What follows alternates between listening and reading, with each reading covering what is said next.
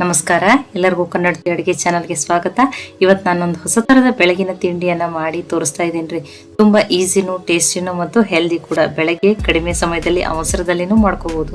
ಮಕ್ಕಳಿಗೆ ಲಂಚ್ ಬಾಕ್ಸಲ್ಲಿ ಕೂಡ ಹಾಕಿ ಕೊಡ್ಬೋದು ರೀ. ನನ್ನ ರೀತಿಯಲ್ಲೊಮ್ಮೆ ಟ್ರೈ ಮಾಡಿ ನೋಡಿರಿ. ಈಗ ಒಂದು ಪ್ಯಾನ್ಗೆ ನಾನು ಅರ್ಧ ಬಟ್ಲಾಗಷ್ಟು ಸ್ವಚ್ಛ ಮಾಡಿ ಇಟ್ಕೊಂಡಿರುವಂಥ ದಪ್ಪ ಅವಲಕ್ಕಿಯನ್ನು ತೊಗೊಂಡಿದ್ದೀನಿ ರೀ. ನೀವು ತೆಳು ಅವಲಕ್ಕಿಯನ್ನಾದ್ರೂ ತೊಗೋಬೋದು ರೀ. ಇದನ್ನ ಈಗ ಹುರ್ಕೋತೀನಿ ರೀ. ಮೀಡಿಯಮ್ ಫ್ಲೇಮಲ್ಲಿ ಇಟ್ಟನೆ ಹುರಿತೀನಿ ರೀ. ಅಂದ್ರೆ ಆ ಅವಲಕ್ಕಿ ಸ್ವಲ್ಪ ಕ್ರಿಸ್ಪಿ ಆಗ್ಬೇಕ್ರಿ. ನೀವು ತೆಳು ಅವಲಕ್ಕಿ ಆದ್ರೂ ತೊಗೊರಿ, ನಡೀತದೆ. ನಾನು ಒಂದು 2 ನಿಮಿಷ ಆಗಷ್ಟೇ ಇವನ್ನ ಹುರಿದಿದ್ದೀನಿ ರೀ. ನೋಡ್ರಿ, ಈಗ ಅವಲಕ್ಕಿ ಹುರಿದವ್ರಿ.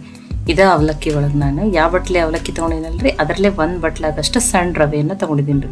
ಏನು ಉಪ್ಪಿಟ್ಟು ರವೆ ಅಂತ ಕರಿತೀವಲ್ರಿ, ಇದನ್ನ ಲೋ ಫ್ಲೇಮ್ನಲ್ಲಿ ಇಟ್ಟಿನೇ ಹುರಿಬೇಕ್ರಿ. ರವಾ ಎಳ್ಳೆಳ್ ಥರನೂ ಹುರಿಬೇಕು, ಅದರ ಕಲರ್ ಚೇಂಜ್ ಆಗಬಾರ್ದ್ರಿ. ಅಂದ್ರೆ ಬೆಳಗನೆ ಇರ್ಬೇಕದು. ನೀವು ಹೈ ಫ್ಲೇಮು ಮೀಡಿಯಂ ಫ್ಲೇಮಲ್ಲಿ ಇಟ್ರಂದ್ರೆ ರವಾ ಬೇಗನೆ ಕೆಂಪಾಗಿ ಕಲರ್ ಚೇಂಜ್ ಆಗ್ತದ್ರಿ. ನಾನು ಲೋ ಫ್ಲೇಮ್ನಲ್ಲಿ ಇಟ್ಟನೆ ಒಂದು 3 ನಿಮಿಷ ಆಗಷ್ಟ ಹುರಿದಿದ್ದೀನಿ ನೋಡಿ. ಅದಕ್ಕೆ ಮೀಡಿಯಂ ಫ್ಲೇಮ್ದಲ್ಲೇನು ಇಡಬೇಡ್ರಿ, ಹೈ ಫ್ಲೇಮ್ದಲ್ಲೇನು ಇಡಬೇಡ್ರಿ. ಸ್ವಲ್ಪ ಎಳ್ಳೆಳ್ ಥರ ಈ ರವಾ ಕಾಣಕತ್ತದ್ರಿ. ನೋಡ್ರಿ, ಈಗ ಚಂದಂಗೆ ರವೆ ಹುರಿದದ್ರಿ. ನೋಡಿ, ನಾನು ನಿಮಗೆ ತೋರಿಸ್ತೀನಿ. ರವೆ ಒಂದು ಸ್ವಲ್ಪನೂ ಕಲರ್ ಚೇಂಜ್ ಆಗಿಲ್ಲ, ಆದರೆ ಎಳ್ಳೆಳ ಥರ ಆಗಿ ಚಂದಂಗೆ ರವೆ ಹುರಿದದ್ರಿ. ಇಷ್ಟು ಹುರಿದ್ರೆ ಸಾಕ್ರಿ. ನೋಡಿ, ಈಗ ಇದು ಕರೆಕ್ಟಾಗಿ ಹುರಿದದ. ನಾನು ಗ್ಯಾಸನ್ನು ಆಫ್ ಮಾಡ್ತೀನಿ ರೀ. ಇದನ್ನು ನಾನೀಗ ಒಂದು ಪ್ಲೇಟಿಗೆ ಹಾಕೋತೀನಿ ರೀ. ಇದೊಂದು ಸ್ವಲ್ಪ ಹೊತ್ತು ಆರ್ಲಿ ರೀ. ನಾನು ಆರಿದ ಮೇಲೆ ಯೂಸ್ ಮಾಡ್ತೀನಿ. ಅನ್ಕತಕ್ಕ ಸೈಡ್ಗೆ ಇಡ್ತೀನಿ ಇದನ್ನು. ಈಗ ಒಂದು ಮಿಕ್ಸಿ ಜಾರಿಗೆ ಈಗ ಅದರ ರವೆ ಮತ್ತು ಅವಲಕ್ಕಿ ಆರ್ಯಾದ್ರಿ. ಈಗ ಅದನ್ನು ಹಾಕೋತಾ ಇದ್ದೀನಿ.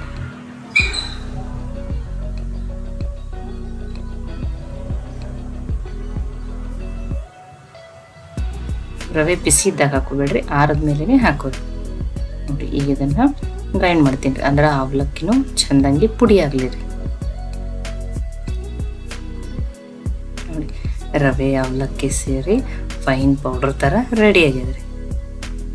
ನೋಡಿ, ತುಂಬಾ ಚೆನ್ನಾಗಿ ಗ್ರೈಂಡ್ ಆಗಿದೆ. ಇಷ್ಟ ಆದ್ರೆ ಸಾಕ್ರಿ. ಈಗ ಇದು ಕರೆಕ್ಟಾಗಿ ರೆಡಿ ಆಗಿದೆ. ನಾನು ಇದನ್ನು ಬೇರೆ ಪಾತ್ರೆಗೆ ಹಾಕೋತೀನಿ ರೀ. ಈಗ ನೋಡಿ, ಆ ಅವಲಕ್ಕಿ ರವೆಯನ್ನು ಪೌಡ್ರ್ ಮಾಡ್ಕೊಂಡಿರೋದನ್ನ ಇದ್ರಾಗ ಹಾಕ್ಕೊಂಡಿದ್ದೀನಿ ರೀ. ಇದಕ್ಕೆ ನಾನು ಬೈಂಡಿಂಗ್ ಸಲುವಾಗಿ 2 ಸ್ಪೂನ್ ಆಗಷ್ಟು ಸೋಸಿಟ್ಕೊಂಡಿರುವಂಥ ಗೋಧಿ ಹಿಟ್ಟನ್ನು ಹಾಕ್ತಾಯಿದ್ದೀನಿ. 1 ಸ್ಪೂನ್ ಆಗಷ್ಟು ಸಕ್ಕರೆಯನ್ನು ಹಾಕ್ತಾಯಿದ್ದೀನಿ ರೀ. ಟೇಸ್ಟೂ ಚೆನ್ನಾಗಿ ಬರ್ತದೆ ಮತ್ತು ಕಲರ್ನೂ ಚೆನ್ನಾಗಿ ಬರ್ತದೆ ರೀ. ಇದಕ್ಕೆ ನಾನು 1 ಕಪ್ ಆಗಷ್ಟು ಸಪ್ಪಗಿರೋ ಮೊಸರನ್ನ ಹಾಕ್ತಾಯಿದ್ದೀನಿ ರೀ. ನೀವು ಮನೆಯಲ್ಲಿ ಮಾಡಿರೋದು ಹಾಕ್ರಿ, ಹೊರಗಡೆಯಿಂದ ತಂದ್ರೆ ಯಾವುದಾದ್ರೂ ನಡೀತದೆ. ಹುಳಿ ಮೊಸರು ಇತ್ತಂದ್ರೆ ಬೇಡ್ರಿ. ಆ ಹುಳಿ ಮೊಸರು ಇತ್ತಂದ್ರೆ ನೀವು ಅಲ್ಲಿ ಬಟ್ಟೆಯಲ್ಲಿ ಕಟ್ಟಿ ಆ ನೀರನ್ನು ತೆಗೆದು ಹಾಕ್ರಿ. ಅವಾಗದು ಹುಳಿ ಅಂಶನೂ ಕಡಿಮೆ ಇರ್ತದೆ. ಈಗ ಇದನ್ನು ನೀಟಾಗಿ ಮಿಕ್ಸ್ ಮಾಡ್ಕೊತೀನಿ ರೀ. ಆ ರವೆ ಅವಲಕ್ಕಿ ಪೌಡ್ರ್ ಜೊತೆ ಮೊಸರು ಮಿಕ್ಸ್ ಆಗಲಿ ರೀ. ಆಮೇಲೆ ಇದಕ್ಕೆ ಸ್ವಲ್ಪ ನೀರನ್ನು ಹಾಕ್ಕೊಂಡು ಈಗ 1 ಕಪ್ ಆಗಷ್ಟು ಹಾಕಿದ್ದೀನಿ ರೀ. ಹಾಕಿ ಯಾವುದೇ ರೀತಿ ಗಂಟಿರ್ಲಾರ್ದಂಗೆ ಇದನ್ನು ಮಿಕ್ಸ್ ಮಾಡ್ತೀನಿ ರೀ. ನೋಡಿ, ಒಮ್ಮೆಲೆ ಹಾಕ್ಬೇಡ್ರಿ, ನೋಡ್ಕೊಂಡು ನೀರು ಹಾಕಕ್ಕೆ ಬರ್ತದೆ. ಅದಕ್ಕೆ ಸ್ವಲ್ಪ ಹಾಕಿ ಮಿಕ್ಸ್ ಮಾಡ್ತೀನಿ ನೋಡಿ. ಈಗಿಷ್ಟ ಗಟ್ಟಿ ಸಾಕ್ರಿ. ಮತ್ತು ಬೇಕಂದ್ರೂ ನೀರು ಆಮೇಲೇನೂ ಹಾಕೊಳಕ್ಕೆ ಬರ್ತದೆ ರೀ. ನೋಡಿ, ಕರೆಕ್ಟಾಗಿ ಮಿಕ್ಸ್ ಆಗ್ಯದ್ರಿ. ಇದನ್ನು ನಾನು ಮುಚ್ಚಿ ಒಂದು 10 ನಿಮಿಷ ತೆಗೆದಿಡ್ತೀನಿ ರೀ. ಅಂದ್ರೆ ರವೆನೂ ಚೆಂದಾಗಿ ನೆನೀತದೆ ರೀ. ನೋಡಿ, 10 ನಿಮಿಷ ಆಗ್ಯದ್ರಿ. ನೋಡಿ, ರವೆ ಆ ಮೊಸರು ನೀರನ್ನು ಹೀರ್ಕೊಂಡು ಮತ್ತು ತುಂಬಾ ಗಟ್ಟಿಯಾಗಿದ್ರೆ ಅದು. ನೋಡಿ, ಈಗ ರವೆ ಚೆಂದಾಗಿ ನೆಂದಿದ್ರೆ ಇದಕ್ಕೆ ಇನ್ನೊಂದು ಸ್ವಲ್ಪ ನೀರನ್ನು ಹಾಕಿ ಮತ್ತು ಮಿಕ್ಸ್ ಮಾಡೋಣ್ರಿ. ಅಂದರೆ ಹಿಟ್ಟಿನ ಕನ್ಸಿಸ್ಟೆನ್ಸಿ ಯಾವ ಥರ ಇರ್ಬೇಕಂತ ಹೇಳಿ ನಾನು ನಿಮಗೆ ತೋರಿಸ್ತೀನಿ ರೀ. ತುಂಬ ತೆಳುವೂ ಮಾಡಿಲ್ಲ, ತುಂಬ ಗಟ್ಟಿನೂ ಇರಲ್ಲ. ಆ ಥರ ಇರಬೇಕನ್ನೋದನ್ನು ನಾನು ನಿಮಗೆ ತೋರಿಸ್ತೀನಿ ರೀ. ನೋಡಿ, ಹಿಟ್ಟು ಈ ಥರ ಇರ್ಬೇಕ್ರಿ. ಅದಕ್ಕೆ ಸ್ವಲ್ಪ ನೋಡೋಣ ನೀರನ್ನು ಹಾಕೋರಿ. ಇದಕ್ಕೆ ನಾನು ರುಚಿಗೆ ತಕ್ಕಷ್ಟು ಉಪ್ಪನ್ನು ಹಾಕ್ತಾಯಿದ್ದೀನಿ ರೀ. ಅದನ್ನು ಮಿಕ್ಸ್ ಮಾಡ್ತೀನಿ ರೀ. ಇದು ಕರೆಕ್ಟಾಗಿ ರೆಡಿ ಆಗಿದೆ. ಈ ಬ್ರೇಕ್ಫಾಸ್ಟನ್ನು ಇನ್ಸ್ಟೆಂಟಾಗಿ ಮಾಡಿ ತೋರಿಸ್ತೀನಿ ಅಂತ ಹೇಳಿ ನಾನು ಒಂದು ಅರ್ಧ ಸ್ಪೂನ್ ಆಗಷ್ಟು ಈನೋ ಹಾಕ್ತಾಯಿದ್ದೀನಿ ರೀ. ಈನೋ ಹೆಲ್ತಿಗೆ ಒಳ್ಳೆಯದಲ್ಲ ಅಂದ್ರೆ ನೀವು ಒಂದು ಸಣ್ಣ ಸ್ಪೂನ್ಲೇ ಅರ್ಧ ಸ್ಪೂನ್ ಆಗಷ್ಟು ಬೇಕಿಂಗ್ ಸೋಡಾನು ಹಾಕ್ಬೋದು. ಅಥವಾ ಒಂದು 2 ಅವರ್ ನೆನೆ ಇಡ್ರಿ. ಅವಾಗೂ ಹಿಟ್ಟು ಫರ್ಮೆಂಟೇಷನ್ ಆಗಿ ತುಂಬಾ ಚೆನ್ನಾಗಿರೋ ದೋಸೆ ಬರ್ತಾವ್ರಿ. ಇದನ್ನು ಆ್ಯಕ್ಟಿವೇಟ್ ಮಾಡೋಕ್ಕೆ ಸ್ವಲ್ಪ ನೀರನ್ನು ಹಾಕ್ತಾಯಿದ್ದೀನಿ ರೀ. ಏನೋ ಯಾವಾಗಲೂ ಲಾಸ್ಟಿಗೆ ಹಾಕ್ಬೇಕ್ರಿ. ಮತ್ತು ಇದನ್ನು ಹಿಟ್ಟಿನಲ್ಲಿ ಚೆನ್ನಾಗಿ ಮಿಕ್ಸ್ ಮಾಡೋಣ. ಇಲ್ಲ ನಮಗೇನೋ ಬೇಡ ಹೆಲ್ತಿಗೆ ಒಳ್ಳೆಯದಲ್ಲಂದ್ರೆ ಒಂದು 2 ಅವರ್ ನೆನೆ ಇಟ್ಟು ನೀವು ಆಮೇಲೇನೂ ಮಾಡ್ಕೋಬೋದು. ಈಗ ನಾನು ಹಿಟ್ಟನ್ನು ತೋರಿಸ್ತಾ ಇದ್ದೀನಿ. ಈ ರೀತಿ ಕರೆಕ್ಟಾಗಿ ಇರಬೇಕ್ರಿ. ತುಂಬ ತೆಳುವೂ ಮಾಡಿಲ್ಲ, ತುಂಬ ಗಟ್ಟಿನೂ ಮಾಡಿಲ್ಲ. ನಾನೀಗ ದೋಸೆನ ಹಾಕಿ ತೋರಿಸ್ತೀನಿ. ಆಲ್ರೆಡಿ ತವೆಯನ್ನು ಕಾಯ್ಲಿಕ್ಕೆ ಇಟ್ಟಿದ್ದೀನಿ ರೀ. ಸ್ವಲ್ಪ ಕಾಟನ್ ಬಟ್ಟೆಯಿಂದ ನೀರು ಹಚ್ಚಿ ಒರೆಸ್ತೀನಿ ರೀ. ಇವು ಸಾಫ್ಟ್ ದೋಸೆ ರೀ. ತುಂಬ ತೆಳುವೂ ಹಾಕ್ಬೇಡ್ರಿ, ತುಂಬ ದಪ್ಪನೂ ಹಾಕ್ಬೇಡ್ರಿ. ಆ ರೀತಿ ದೋಸೆ ಹಾಕ್ರಿ.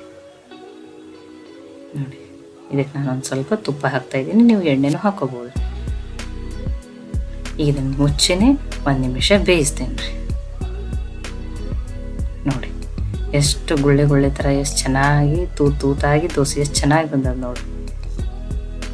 ಮತ್ತೆ ಇದನ್ನು ತಿರುಗಿ ಬೇಯಿಸ್ತೀನಿ ರೀ. ನೋಡಿ ಕಲರ್ನು ತುಂಬಾ ಚೆನ್ನಾಗಿ ಬಂದದ ರೀ. ನೀವು ಬೆಳಗ್ಗೆ ಗಡಿಬಿಡಿಯಲ್ಲಿ ಇದನ್ನು ಬೇಗನೆ ಮಾಡ್ಕೋಬೋದು. ಮತ್ತು ತುಂಬಾ ಹೆಲ್ದಿ ಆಗಿರುವಂಥ ದೋಸೆ ರೀ. ನೋಡಿ 2 ಸೈಡು ಚೆನ್ನಾಗಿ ಬಂದೈತಿ. ಕಲರನ್ನು ತುಂಬಾ ಚೆನ್ನಾಗಿ ಬಂದದ. ಇನ್ನೊಂದು ದೋಸೆಯನ್ನು ನಾನು ನಿಮಗೆ ಹಾಕಿ ತೋರಿಸ್ತೀನಿ ರೀ. ಅಕ್ಕಿ ಬೇಳೆ ನೆನೆಸ್ಬೇಕು, ರುಬ್ಬಬೇಕು, ಫರ್ಮೆಂಟೇಷನ್ ಮಾಡಬೇಕು ಆ ಥರ ಏನಿಲ್ಲ ರೀ. ನೀವು ಬೆಳಗ್ಗೆ ಗಡಿಬಿಡಿಯಲ್ಲಿ ಇದನ್ನು ಮಾಡಿಕೊಂಡು ಮಕ್ಕಳಿಗೆ ಲಂಚ್ ಬಾಕ್ಸಲ್ಲಿ ಕೂಡ ಹಾಕಿ ಕೊಡ್ಬೋದು. ಇಲ್ಲಾಂದ್ರೆ ಇದ್ರ ಮೇಲೇ ಈರುಳ್ಳಿ ಟೊಮ್ಯಾಟೊ ಅದು ಹಾಕಿ ಉತ್ತಪ್ಪ ಥರನೂ ಮಾಡಿ ಕೊಡ್ಬೋದು ರೀ. ಟೇಸ್ಟಿನೂ ಇರ್ತದೆ, ಹೆಲ್ದಿನೂ ಇರ್ತದೆ ರೀ. ನೋಡಿರಿ ನಾನು ನಿಮ್ಗೆ 2 ದೋಸೆನ ಹಾಕಿ ತೋರಿಸಿದ್ದೀನಿ ರೀ. ತುಂಬಾ ಚೆನ್ನಾಗಿ ಬರ್ತಾವೆ ರೀ. ಮತ್ತು ಟೇಸ್ಟೂ ಚೆನ್ನಾಗಿರ್ತದೆ ರೀ. ನೋಡಿ 2 ದೋಸೆ, ನಾನಿಲ್ಲಿ 4 ದೋಸೆ ಹಾಕ್ಕೊಂಡಿದ್ದೀನಿ. ಎಲ್ಲನೂ ಕಲರ್ ತುಂಬಾ ಚೆನ್ನಾಗಿ ಬಂದವು ರೀ. ಮತ್ತು ಎಷ್ಟು ಸಾಫ್ಟಾಗಿ ಅವ್ರು ತೋರಿಸ್ತೀನಿ ರೀ. ನಾನು ನಿಮಗೆ ಫಸ್ಟೇ ಹೇಳಿದ್ದೀನಿ ಸಾಫ್ಟ್ ದೋಸೆ ಅಂತೇಳಿ. ನೋಡಿ ತುಂಬಾ ಸಾಫ್ಟಾಗಿರುವಂಥ ದೋಸೆ. ಇಡೀ ದಿನ ಇಟ್ಟರು ಇಷ್ಟ ದೋಸೆ ಸಾಫ್ಟಾಗಿರ್ತಾವೆ ರೀ. ನೋಡಿ ತುಂಬಾ ಟೇಸ್ಟಿ ಮತ್ತು ಹೆಲ್ದಿಯಾಗಿರುವಂಥ ದೋಸೆ. ಈ ರೀತಿ ಬಿಸಿ ಬಿಸಿ ದೋಸೆ ಚಟ್ನಿ ಒಂದಿದ್ರೆ ಸಾಕ್ರಿ. ತುಂಬಾ ಟೇಸ್ಟಿಯಾಗಿರುವಂಥ ಬ್ರೇಕ್ಫಾಸ್ಟನ್ನು ನಾವು ಬೇಗನೆ ಬೆಳಗ್ಗೆ ಮಾಡ್ಕೋಬೋದು ರೀ. ಅದು ತುಂಬಾ ಚೆನ್ನಾಗಿ ದೋಸೆ ಬಂದವ್ರಿ. ಈ ರೆಸಿಪಿ, ಈ ಬ್ರೇಕ್ಫಾಸ್ಟು ನಿಮ್ಗೆ ಇಷ್ಟ ಆಗಿತ್ತಂದ್ರೆ ಲೈಕ್ ಮಾಡಿ, ಶೇರ್ ಮಾಡಿ, ಕಮೆಂಟ್ ಮಾಡಿರಿ. ಖಂಡಿತ ಟ್ರೈ ಮಾಡಿರಿ. ಮತ್ತೆ ಒಳ್ಳೆ ರೆಸಿಪಿ ಜೊತೆ ಸಿಗೋಣ. ಎಲ್ಲರಿಗೂ ಧನ್ಯವಾದಗಳು. ಕನ್ನಡತಿ ಅಡುಗೆ ಚಾನಲನ್ನು ಸಬ್ಸ್ಕ್ರೈಬ್ ಮಾಡಿ, ಬೆಲ್ ಐಕಾನ್ ಪ್ರೆಸ್ ಮಾಡೋದನ್ನು ಮರಿಬೇಡ್ರಿ.